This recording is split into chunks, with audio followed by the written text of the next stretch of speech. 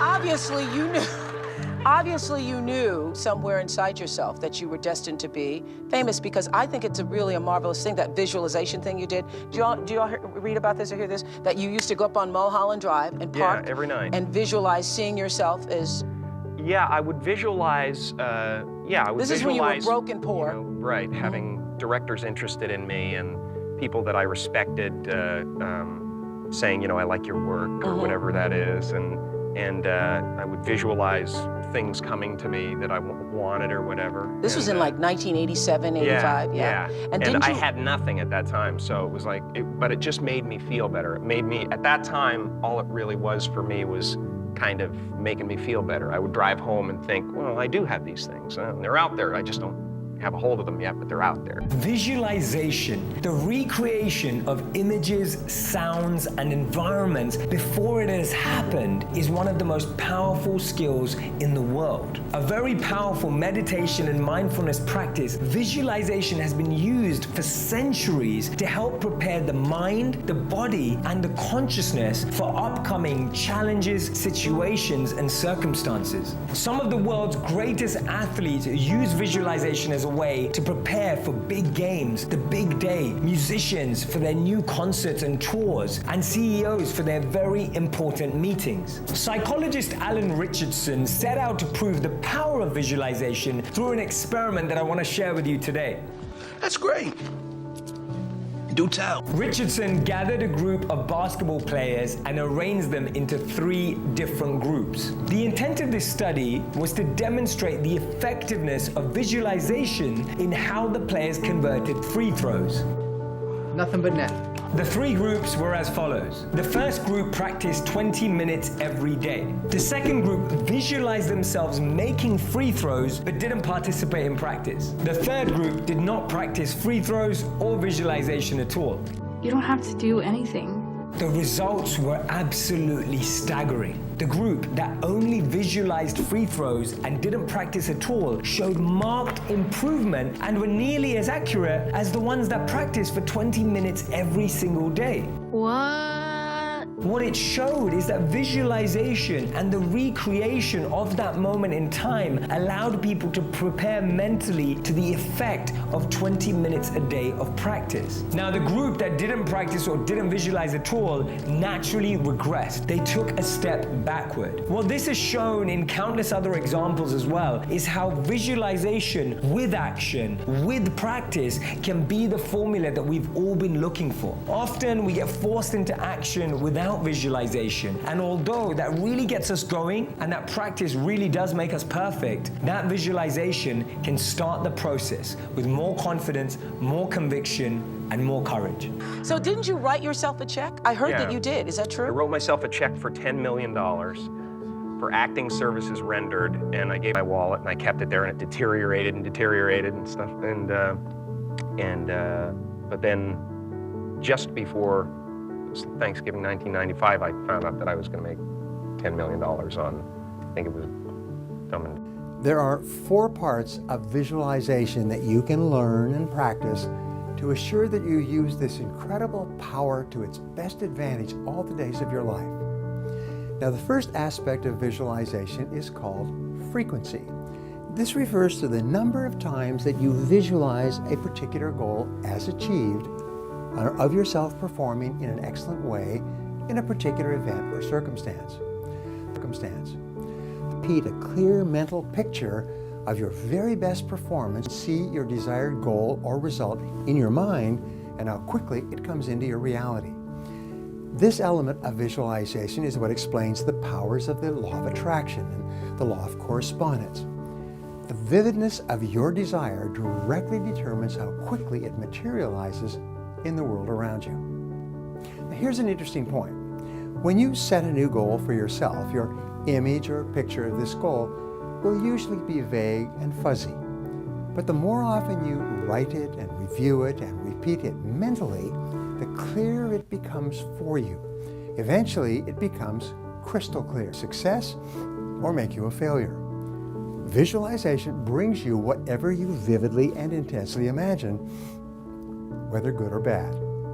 visualization. Visualization, because here's what I want you to remember. The human brain doesn't know the difference between something you vividly imagine and something that's real. Have you ever had a very intense dream that wakes you up and your heart's beating out of your chest, or maybe you have trouble breathing? That's because the mind doesn't know the difference between, again, something vividly imagined and something that's real. Researchers will have a subject look at a dog that comes into the laboratory and see what parts of their brain light up. Then they'll take the dog out and give them an assignment saying, I want you to visualize a dog coming into the laboratory and just imagine it, and they'll see what parts of their brain lights up, and what do you think happens? The same part of their brain lights up. There was a study done at the University of Chicago where they took 3 groups of people and put them on a basketball court, and they just had them do free throws and saw how many points they scored. And what they did at the end is they went to group A, B, and C and gave them different instructions. They said to group A, for the next 30 days, I want you to practice for an hour a day. Go on the court and practice those free throws. They said to group B, I don't want you to go out on the court, but I still want you to practice every single day, but without touching a ball. I just want you to practice in your mind. See yourself, visualize yourself successfully throwing free throws. And they went to group C and said, we don't want you to practice at all. For the next 30 days, don't even think about basketball, don't touch a basketball. They followed up 30 days later and they saw surprising results. Group A, who practiced each day for an hour a day on the court, they improved 24%, right? Because practice makes progress. Practice makes progress. Group C, which was the group that didn't touch a basketball, and they didn't even think about basketball, there was no progress. No practice, no progress. What was striking though was group B. Those individuals that didn't go on the court, they didn't put on their sneakers and throw the ball, they just practiced successfully in their mind, they improved 23%. Just 1% less than the people that actually went on the court to practice. I mean, this is evidence that your mind is powerful. You'll find that athletes, and we've talked about it in previous sessions, like Roger Bannister, they would visualize themselves having success. And so you'll find the great athletes, they don't just do physical training, they mentally train themselves to see the result in advance. So in this lesson, what I want you to do is practice the art of visualization. I want you to imagine the perfect day. What would a limitless day be like for you from the moment you get up to when you go to bed? Because if you could see it here, you could create it out here. Because what you vividly imagine, you're rehearsing. One of the challenges is a lot of people use their visualization to get the results they don't want in life. And by visualizing it over and over again, they're actually preparing and rehearsing for failure. Meaning that phrase that a coward dies 1,000 deaths, a hero dies only one, because the coward in this metaphor is visualizing all the things that could go wrong, all the things they're fearing, and then their attention goes there and they're mentally rehearsing place necessarily to live your final days. You know, it's very bleak, and what she wanted to do was an experiment. She took 8 guys out of the center and put them into a monastery. And now this was in 1979, and she decorated the monastery as if it was 1959. What does that mean?